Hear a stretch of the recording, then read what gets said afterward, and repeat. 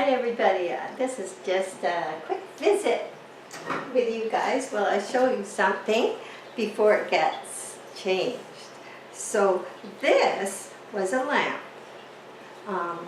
There's the hole where the power was and where the lamp came up. We've had it stored outside for quite a while because it is clay and I like the color, and I was thinking if we took a big slice off the top, put some holes in it. There's a drainage hole already. And this is a from a fondue pot picked up at the thrift store. And it sits in there so nice. And I'm thinking this will soon be an orchid pot. But we'll see, and this is your quick look at it. And so far, the blooms are still on.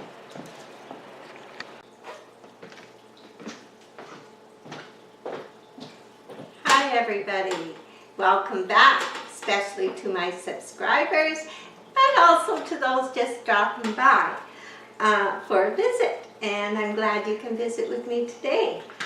And we are going to do a few little projects today. This is, I hope when I attach the front you'll see this before Jack cut it, but this was a lamp base.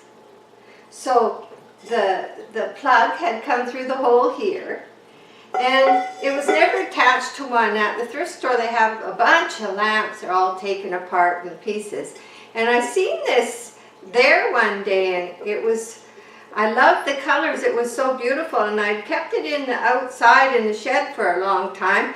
And I thought, no, we're going to gamble and try and use it. So it did have a hole in the bottom. And the first thing Jack did is he drills in water with a battery operated drill, and he drilled the holes on the outside, and there was one in the bottom, and he put a little screen in the bottom so that the pot actually ends here and it will drain really well. And this piece, first he drilled the holes because he thought the pot wouldn't be so stable, because he used a lapidary saw that he picked up at a garage sale, and he cut this off. You know, it's beautiful clay pot. I'm not going to paint it. I think it's just lovely how it is. And I had this, I was using it in a bowl because I would like things that don't, a Mr. bowl, and I had a bowl on top of it. But I changed that, which I often do, and I thought, well, wouldn't it look beautiful in there with an orchid in? Look at this. So I was looking at my orchids, so we'll just put that aside, and I was looking at my orchids and I thought, you know, I can't remember when I potted this. And you know, videos are good. Even if you're not making a video on YouTube and you're repotting one of your orchids, and you are able to do it on your phone or any way you can, if you make a video of it, it's really interesting, because when you repot it the next time, you want to go back to see what the bloom was, or how long ago it's been. All that information is right there for you. And I had one that it wasn't doing well, and I went back and I looked at the video, and it was one that I'd cut a lot of roots off of. And so you can learn a lot.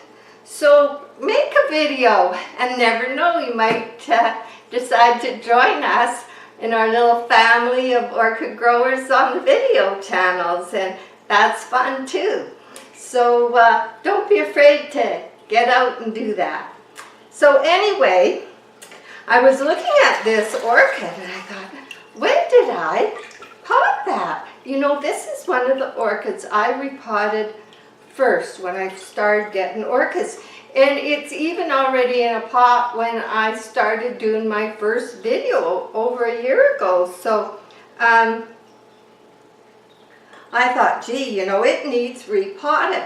So I went back and I seen on my first video, it was in the picture, but it was potted already, and it had a beautiful bloom that was the same color as this. It is a beautiful, it's a smaller orchid. It's not a mini and it's not a large one, but with a beautiful flower. So I thought, oh, that would be a nice size for that pot. So I'll just move the water out of the way. There we go. And then we ran into another problem because it had been in this pot for so long. All the roots were stuck. I'm coming over to show you, but I've been playing with it. But all the roots were stuck to the side of the pot. Some of the ones that were coming out the side were stuck. And they were all, and you can see, they're kind of flat. Wherever they were stuck, they're flat. And there's quite a few of them like that. And over here, you can see that they were stuck to the side. And so I like to do a lot of research, and it takes a lot of time. And I went on the computer and I started, well, you know, what's the best way to remove an orchid that is very stuck? Roots will stick to rough surfaces easier than plastic or painted inside of a pot. They'll stick more to a rough surface. Sometimes you'll notice if you're repotting, a rock will be stuck to the root, or even a piece of bark will be stuck to the root. So anyway, this plant was stuck on all sides and even in the bottom. So this morning I soaked it for about 20 minutes. And then Jack and I had to go out shopping and everything, so we've been running around all morning, and I thought, well, I better get this done after lunch. So I soaked it again when we were having lunch for maybe another 20 minutes to a half an hour. And then what I did was I just took my thumb and I put pressure on, just pushing it to the side with my thumb, and I put pressure on all the little roots, and they'd pop. Like, I didn't want to hit them with anything sharp. I did not want to break this pot. It's an old pot and I like it, and it's been very healthy in this pot. So I just slowly went around the edge of the pot after it's soaked really good and put firm pressure with my thumb on them. Now, then I shook all the bark. I turned it upside down, and this is the bark from it. It's quite black. It's broken down a little. There's smaller pieces in here, but it's pretty good. You can see I soaked it good. So anyway, it's in need of a repot anyway. So then, when I kept turning it upside down and I got all the bark out, it was still stuck. It was stuck to the bottom. So I reached down with my hand and I started wiggling my fingers around, and presto, out it came. There's some more bark. That can stay there. There's not any roots stuck to the pot. It worked good. It took me no more than a half an hour. It worked good, and they were stuck. You know, you might have thought that maybe it was an impossible task, but it wasn't. Patience with all things. Anyway, so here we have it. And it's pretty good. Now, this has been in here for a long time.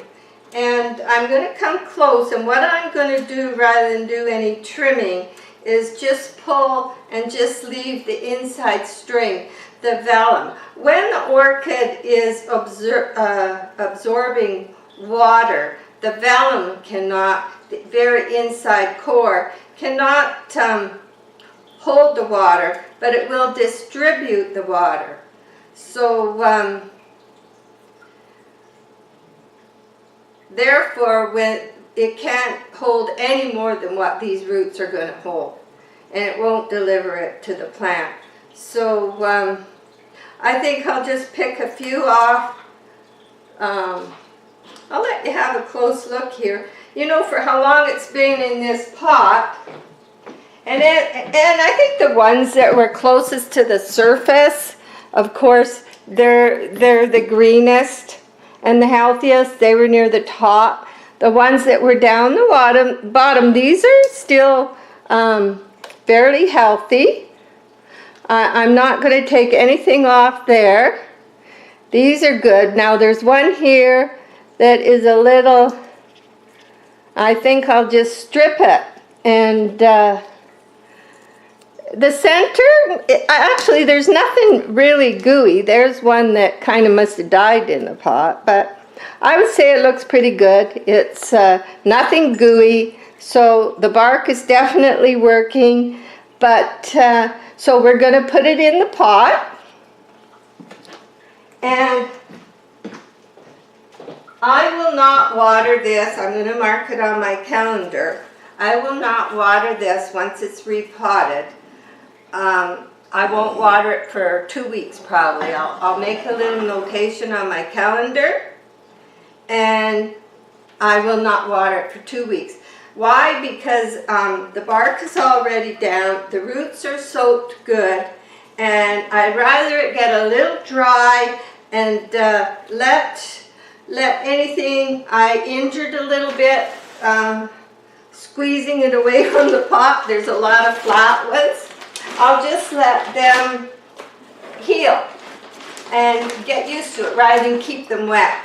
So I'll mark on my calendar 2 weeks from now. I'll put a little note and I'll say, okay, I'll water. Till then, I will miss the top, the aerial roots that are still out, and I will not worry about it. So I've pre-soaked my bark.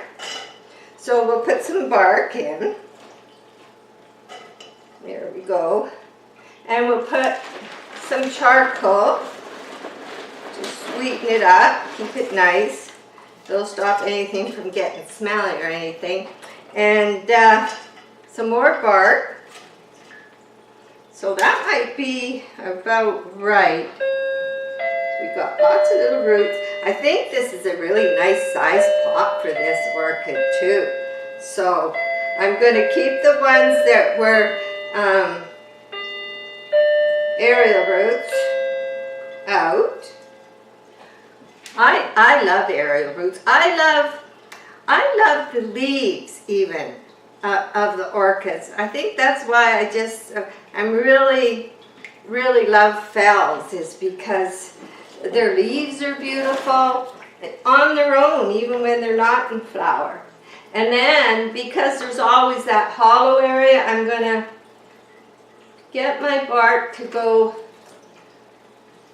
right into the center. Carolyn, I always end up with not enough bark, but I think we'll be okay. Can always add some to the top after. Of course, I didn't take the pot out when I got my bark, but yes, I need to soak some more bark that can be added later. Wow, okay. And the white ones are all in. And all the aerial roots that have the little green tips, they are staying out. They've been out, they're staying out. And then it's just gonna go in there nicely. So this can happen. So what has happened is I did not allow myself enough bark, but it's not going to happen. In fact, it'll probably be better for it because, like I say, it's going to heal. I'll throw some more bark in this, and then I'll just keep dropping it in the holes and fill up the holes. And this white one that's one that's flat. It'll go in, and I'll get it nicely situated. So I'm going to soak some more bark. in my water, and it won't be ready till tomorrow. And then it'll be taking its little position over here, like so. And there's a beautiful pot from Phalaenopsis. And I love that pot. It's very decorative. I love the color, and the flower color is going to be the same. So that will be it today. Hope you enjoyed it. And there's lots more little videos coming, and I'll be happy to see you then. Bye.